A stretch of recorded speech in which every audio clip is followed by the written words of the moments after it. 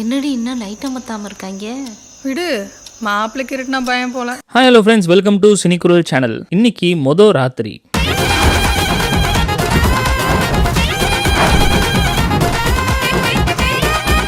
அறிமுக இயக்குனர் ராஜா கருப்பசாமி இயக்கத்தில் ரிஷிகாந்த் மற்றும் அனிஷ்மா அனில்குமார் நடிப்பில் உருவாகி இருக்கிற படம் தான் ராத்திரி. இந்த படத்துடைய விமர்சனம் எப்படி இருக்குன்னு பார்க்கலாம். கதாநாயகன் ரிஷிகாந்த், அவர் பேரு மருதநாயகம். இந்த படத்தில் தன் காதலித்த பெண்ணை தற்கொலை செய்து கொண்டதால் திருமணமே தனக்கு வேண்டாம் என்கிற முடிவில் இருக்கிறார். துபாயில் 5 வருஷம் வேலை பார்த்து வரும் மருதநாயகத்திற்கு திருமண ஏற்பாடுகளை அவருடைய குடும்பம் செய்து வருகிறார்கள். தனக்கு திருமணம் என்று சொன்னாலே மருது ஊருக்கு வரமாட்டான் என்பதால் குழந்தைக்கு காது குத்து வைத்திருக்கிறோம் என ஒரு பொய்யை சொல்லி வர வைக்கிறாங்க. ஊருக்கு வந்தோடனே மருதுக்கு தனது திருமணம் ஏற்பாடு செய்யப்பட்டுள்ளது என்கிற விஷயமே தெரிய வருகிறது. என்ன நடந்தாலும் திருமணம் செஞ்சுக்க மாட்டேன் அப்படிங்கிற ஒரு உறுதியில் மருது இருக்கிறார். பல சென்டிமெண்ட்டான விஷயங்களை கூறி எப்படியோ திருமணத்திற்கு சம்மதிக்க வைக்கிறார்கள். மறுபக்கம் கதாநாயகி அனிஷ்மா, அவங்க அந்த கேரக்டர் பேர் முத்துசெல்வி, தனது காதலுடன் ஓடி போக திட்டமிட்டிருக்கிறார். ஆனால் காதலன் சரியான நேரத்தில் வராத காரணத்தினால் பிடிக்காமல் மருதநாயகத்தை திருமணம் செய்து கொள்கிறார். திருமணத்திற்கு பிறகு ராத்திரி அப்போது காதலுடன் ஓடி போக திட்டமிடுகிறார்.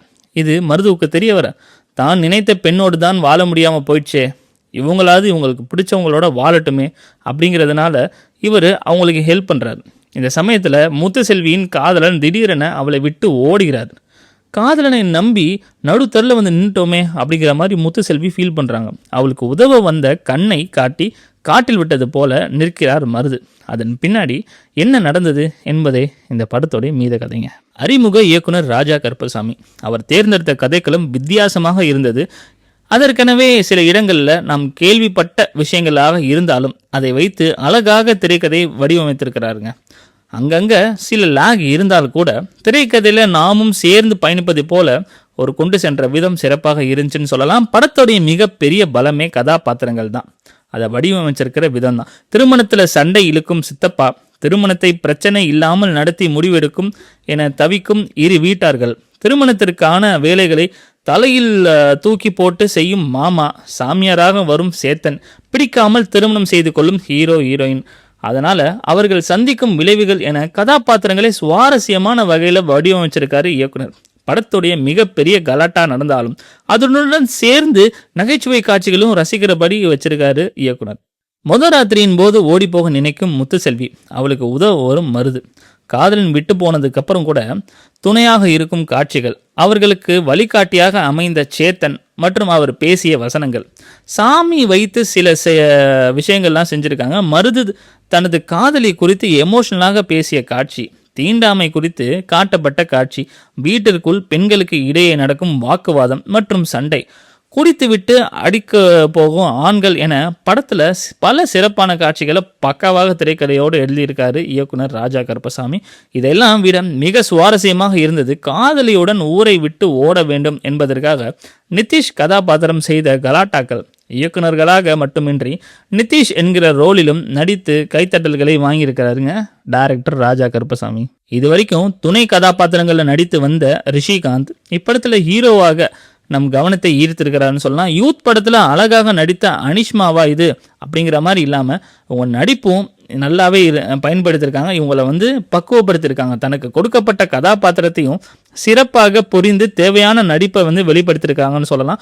குறிப்பாக கிளைமேக்ஸ் காட்சியில் தனது மொத்த அழுத்தத்தையும் வெளிப்படுத்தியது சிறப்பாக இருந்தது. இவர்களை தாண்டி சேத்தன், இயக்குனர் வெங்கடேஷ், அப்துல், பகவதி, சுமித்ரா தேவி உள்ளிட்ட அனைத்து நடிகர்களும் நடிகைகளும் சிறப்பாக நடிச்சிருக்காருன்னு சொல்லலாம். எந்த ஒரு குறையுமே இந்த படத்தில் இல்லை அப்படிங்கிற மாதிரி தான் தோணுது. ஒளிப்பதிவு, பின்னணி இசை படத்திற்கு பலமாக இருந்துச்சு. டெக்னிக்கல் ஒர்க்ஸ் எல்லாமே சூப்பராகவே இருந்துச்சு. படத்துக்கு ப்ளஸ் பாயிண்ட்னு பார்த்தோன்னா ராஜா கருப்பசாமியோட இயக்கம் தான். ரிஷிகாந்த், அனிஷ்மா, நடிகர்களின் பங்களிப்பு, முக்கியமாக திரைக்கதை நல்லா இருந்துச்சு. கொஞ்சம் நகைச்சுவை காட்சிகளும் நல்லா ஒர்க் அவுட் ஆகிருந்துச்சுன்னு சொல்லலாம். செகண்ட் ஹாஃப் இன்னும் இந்த படத்தோடைய ப்ளஸ் பாயிண்ட்டாக இருக்குது. மைனஸ் பாயிண்ட்னு சொல்லலாம் ஒன்றுமே இல்லை, பெருசாக இல்லை. நம்ம டீம் ரிவ்யூ பண்ணதில் மொத்தத்தில் பல உணர்வுகளுடன் கலாட்டாக்களோடும் நகைச்சுவைகளோடும் நம்மை பயணிக்க வைத்த இந்த ராத்திரி படம் நல்லா இருக்குது. கண்டிப்பாக உங்களுக்கு பிடிச்சிருந்துச்சுன்னா இந்த ரிவ்யூ கண்டிப்பாக லைக் பண்ணி சப்ஸ்கிரைப் பண்ணுங்கள். இந்த படத்தை தேட்டரில் போய் பார்க்கணும்னு நினைக்கிறவங்க பாருங்கள். நம்ம சேனலில் இந்த படத்துக்கு கொடுக்கக்கூடிய ஸ்கோர் 3/5. Keep support. நன்றி, வணக்கம். சினிக்குரல் சேனலுக்கு சப்ஸ்கிரைப் பண்ணுங்கள்.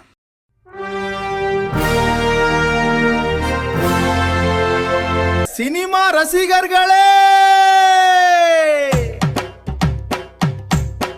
சினிமா கூத்துக்கு எங்க குரலு, இது சினி குரலு. ஆமா, எங்க சேனல சப்ஸ்கிரைப் செஞ்சு ஆதரவு தாங்க.